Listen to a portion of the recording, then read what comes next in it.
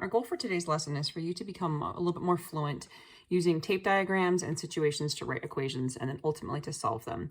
And to do so, we're going to continue to work on using what we're going to call expanded and factored form to help us solve these equations. So to begin with, I've got these two different stories here where I've got Lynn, who's got 90 flyers to hang up around the school. She's giving 12 flyers to each of the 3 volunteers. And then she took the remaining flyers and divided them equally among the 3 volunteers.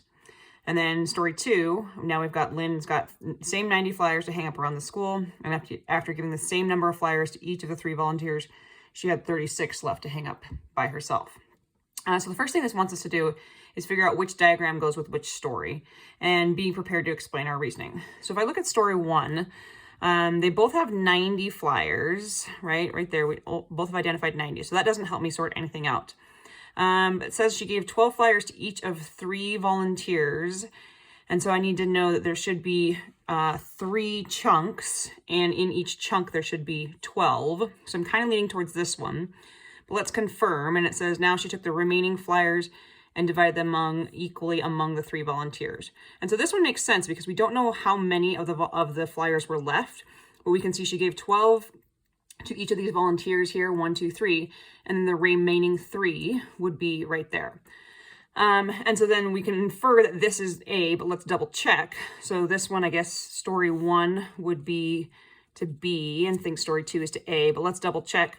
We've got 90 flyers, and giving the same number of flyers to each of 3 volunteers, she had 36 to hang up by herself. Yeah, that makes sense because we don't know how many she gave. She distributed some equally amongst all of them and then gave the last 36 to herself. And so we think about which in the diagram, which part of the story does a variable represent. That's always going to represent our unknown.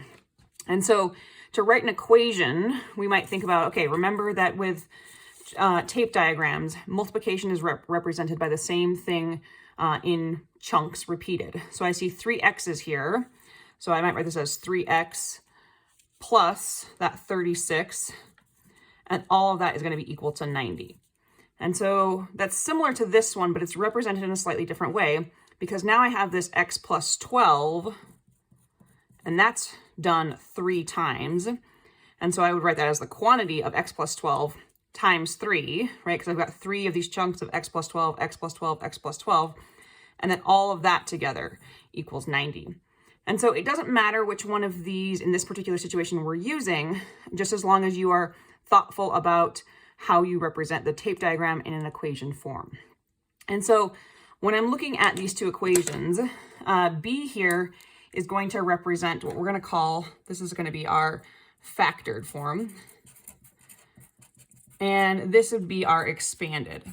And the reason for that is if we think back to our previous lesson, ultimately my next step here is it wants me to find the value of the variable in each story.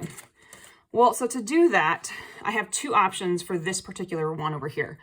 I can first distribute this 3 in, and if I did that like this, then I get 3x plus 36 equals 90. And that could be helpful, so that's the same equation I have over here. But the reason we call it factored form is essentially they've taken out that 3 and they've sort of factored it out of it already.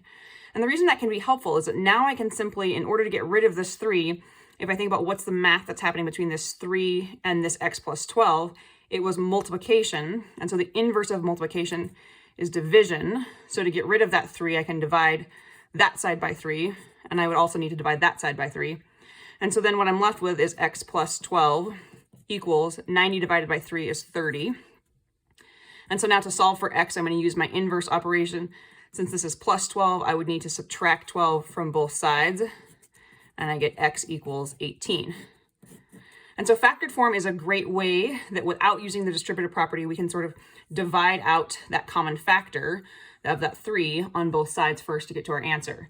If I'm here in this expanded form, they've already done that distributive property, right? Essentially what's happened there is they've distributed in. And so now I just need to use my inverse operations. Essentially, I'm down at this step, but I'm going to have to deal with this 3 at the end. And so if I think this is 3x plus 36 equals 90, the first thing I need to do to get this x by itself is get rid of this constant. And so since this is plus 36, I'm going to subtract 36 from both sides. It's a little bit harder for my brain to do mentally, but I can do, let's see here, 90 minus 36 is going to be 54. And then I just copied that 3x straight down. And so now I'm a little bit closer to getting that x by itself, but now I have 3 copies of x, but I only want 1 copy of x. And so again, this is 3 times x. So in order to undo multiplication, I need to divide both sides by 3, and x equals 18. So I got to the same answer in both situations. And these do represent 2 very different situations, but in this case, they happen to be the same number. And we might find that there's times when expanded form, using this sort of expanded where you've distributed it in, makes more sense, and other times where factored form makes more sense. So big takeaways here, recognizing factored form will be where you have a coefficient on the outside multiplied by some quantity. And in expanded form, you'll just have this coefficient has sort of been already distributed in, and so you'll get it factored through that way.